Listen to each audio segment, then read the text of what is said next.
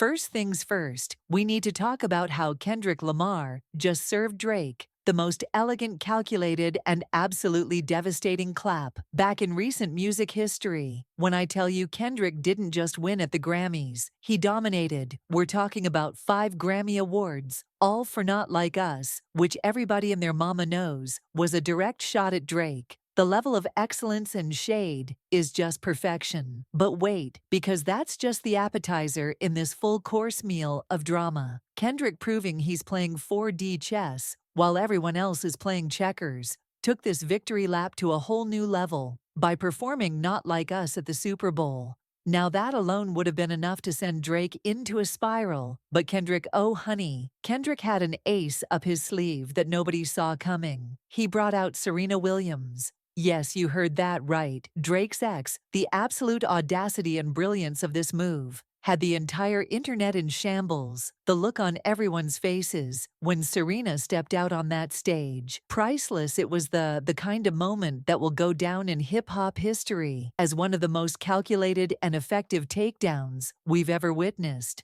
Drake, as you can imagine, was not handling this well. In fact, he completely lost it and declared the beef wide open again. Like, sweetie, are you sure that's the hill you want to die on? Because Kendrick is clearly not playing any games. Now I know what you're all wondering. How in the world did Kendrick manage to convince Serena Williams, one of the greatest athletes of all time, to participate in this level of shade throwing? Well, sit tight, because this is where the tea gets even hotter. From what I'm hearing, convincing Serena wasn't hard at all because, and this is the gag, she absolutely cannot stand Drake. And when I tell you, there's history, their child, let me explain. And if I learned anything this year, is that none of us, not a single one of us, not even me, should ever pick a fight with Kendrick Lamar. They not like us. They not like us. They not like us. Hey, he will make your hometown not like you. The next time Drake sits courtside at a Raptors game, they're going to Forrest Gump him sights. Tyken. Remember last year when Serena did the iconic walk during her presentation? The one that had absolutely nothing to do with either Kendrick or Drake. But somehow she managed to work it in there anyway. That wasn't just a coincidence. Honey, that was a woman who had some things she needed to get off her chest.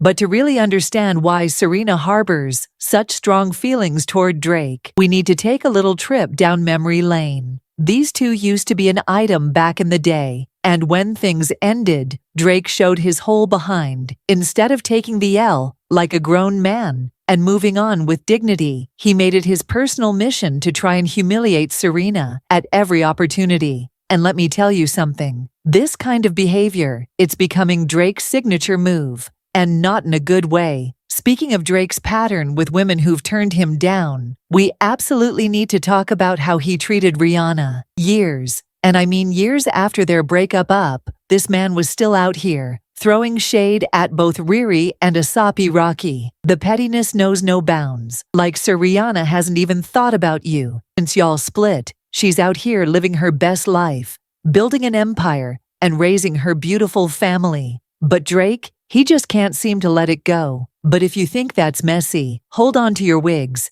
because we haven't even gotten to the Halle Berry situation. This story is so cringeworthy, it'll make your toes curl for years. Drake was practically begging for Holly's attention, making these over-the-top declarations in interviews and all over social media. Meanwhile, Halle Berry was giving him nothing but radio silence. But did that stop our boy Drake? Absolutely not. He just kept pushing and pushing, making increasingly inappropriate comments that had everybody feeling uncomfortable. Seemed to have a fixation with Halle Berry. But she's already, yeah, that was unfortunate. But would you really have, like, let's say she wasn't, would you seriously consider, like, being with, 100%? And just when you think it couldn't get any more embarrassing, Drake took it to another level entirely. He started name-dropping Holly in his songs, and let me tell you, it wasn't cute or flattering. It was straight-up creepy. In his verse on the Migos Versace remix, he had the audacity to rap, "Take a famous girl out where there's no paparazzi. I'm trying to give Halle Berry a baby, and no one can stop me." I mean, excuse me, who approved these lyrics? because that's not flirting or paying homage. That's harassment territory. The saga with Halle Berry didn't stop there though. For his track Slime, You Out featuring C on his album For All the Dogs, Drake really thought it would be a good idea to use a picture of Halle getting slimed at the 2012 Nickelodeon Kids' Choice Awards as the cover art. Now here's where it gets even more. Real kicker, Halle had already explicitly told him no when he asked to use her picture. But apparently in Drake's world, a woman's no is more of a suggestion than a final answer. And if this behavior sounds familiar, it's because he pulled the exact same stunt with Serena Williams. It's like he has this compulsive need to try and maintain some kind of control over women who've rejected him, even when they've clearly moved on with their lives. Speaking of moving on, Serena is out here living her best life. She's happily married with 2 beautiful children. But Drake just can't seem to handle that reality.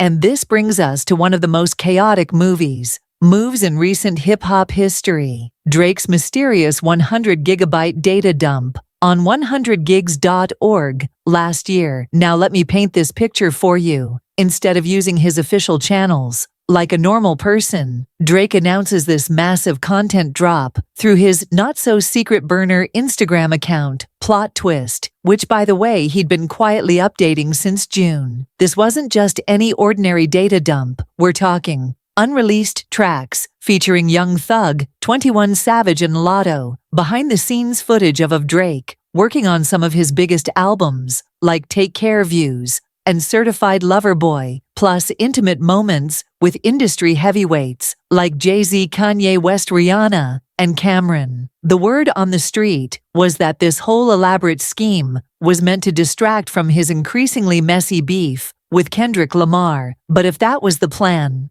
chilly, it backfired spectacularly. Not only did the Kendrick drama continue to escalate, but this little diversionary tactic barely made a dent in the conversation. But here's where things get really juicy. Buried in that footage was a clip that had everybody's jaws on the floor. Drake sitting there with his mom, Sandra, casually revealing that his hit song Too Good with Rihanna wasn't actually about Riri at all. It was about Serena. The way he just spilled this tea to his mother, like it was nothing. Had everyone shook up and coming in relationships. Everything's going to be very light, not going to get like heavily into things. No, I get heavy on a couple joints, but this is more about me and Serena. So I gathered, but I wanted to make a song. Well, it's funny because when I make songs about women, I also make songs for them. So I know what kind of song to make.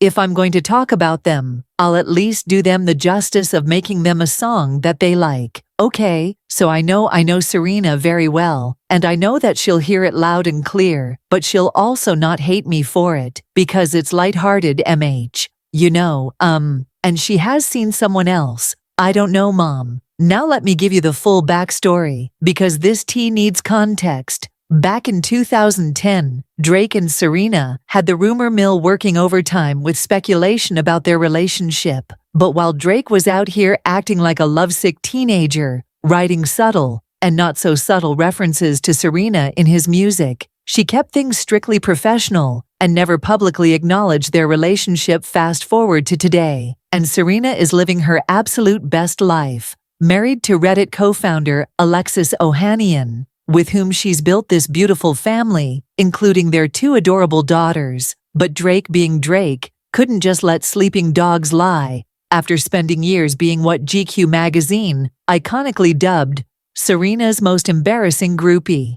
And trust me, they weren't wrong. He completely flipped the script when she got with Alexis in what has to be one of the most ironic moves in hip-hop history. Drake had the audacity to call Alexis a groupie in his track, Middle of the Ocean, with 21 Savage. The lyrics went sidebar, Serena, your husband a groupie. He claim we don't got a problem, but no boo, it is like you coming for sushi. But Alexis, oh, he handled that shade with nothing but grace and class. He responded by posting this absolutely adorable photo of himself and his daughter, Olympia, at one of Serena's tennis matches, with the caption, The reason I stay winning is because I'm relentless about being the absolute best at whatever I do, including being the best groupie for my wife and daughter. Now that is how you handle negativity with class and dignity. When Drake dropped that video of his conversation with his mom about Serena, people quickly connected the dots and realized it was his response to Serena walking to not like us at the SB. He tried to bury this revelation in the mountain of content he released. But honey, nothing gets past these internet detectives. While Serena, being the queen she is, was too classy to respond directly to Drake's constant shade, she got her revenge in the most spectacular way possible at the Super Bowl. And let me tell you something, it was everything. And here's the gag that makes this even more iconic. Serena didn't even get paid for that Super Bowl appearance. That's right, artists don't get compensated for the Super Bowl, which means the level of commitment to the shade is absolutely unmatched. Drake, clearly feeling some type of way about this whole situation, tried to maintain his tough guy image during his Melbourne performance. After the Super Bowl, he changed the lyrics to talk to say beef is live. Spoiler alert, I never music die. Listen, Drake is clearly heated about this whole situation. And honestly, can you blame him? Kendrick and Serena didn't just come for him. They orchestrated one of the most sophisticated takedowns in recent memory. The internet is absolutely eating this up too. One fan tweeted Kendrick, bringing out Serena Williams to walk after Drake stalked that woman publicly for years and obsessively threw shots at her for turning him down. Is so wow, that man is the definition of chaotic good. Another fan couldn't contain their excitement, saying, okay, I lied. Serena Williams doing a walk on Drake's tomb was the best thing I've ever seen. And perhaps the most poignant comment came from someone who wrote, Drake harassed Serena Williams for years. This is her retribution. This is her peace. The reactions just keep pouring in with social media. Absolutely ablaze with hot takes, memes, and analysis of every single aspect of this drama. People are dissecting everything from the timing of Kendrick's move to the symbolism of bringing Serena out during the biggest television event of the year. It's the kind of cultural moment that people will be talking about for years to come. But now I want to hear from you. Did Kendrick take things too far by bringing Serena into this beef? Or was this the perfect way to serve Drake a slice of humble pie that's been long overdue? Was Serena justified in participating in this epic takedown, or should she have stayed above the fray? Drop your thoughts in the comments below. And don't forget to check out our next video, because trust me, this drama is far from over. The tea just keeps getting hotter, and you know I'll be here to spill every